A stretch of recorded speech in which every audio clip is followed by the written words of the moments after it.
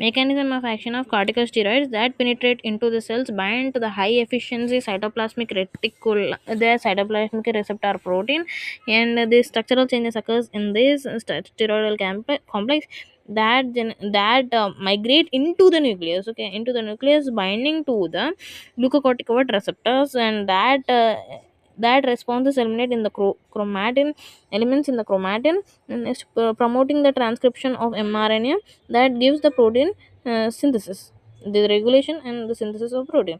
Here, in short, corticosteroids bind with genes, structural changes happen. After structural changes happen, the mRNA transcription occurs, and after that, a protein synthesis. This is the cortisone.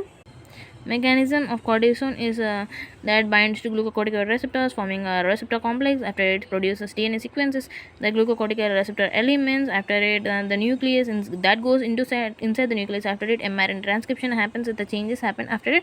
That synthesis of a protein in the response of it's like a formal collegial effect. After it, the uses it may be used for the terminate a pain relief, like it's reduce swelling from joints and inflammations and tendons, etc.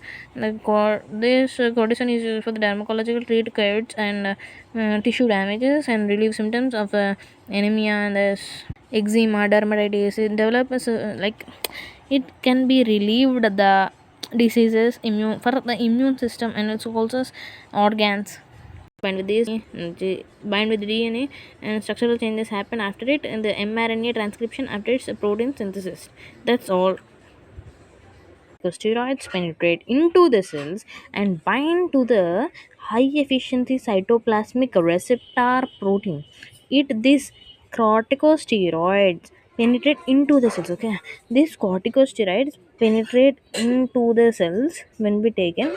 After it bind to high efficiency cytoplasmic protein here, and after going inside. Okay, the structural changes happen here of what the structural changes happen in the steroidal receptor complex here.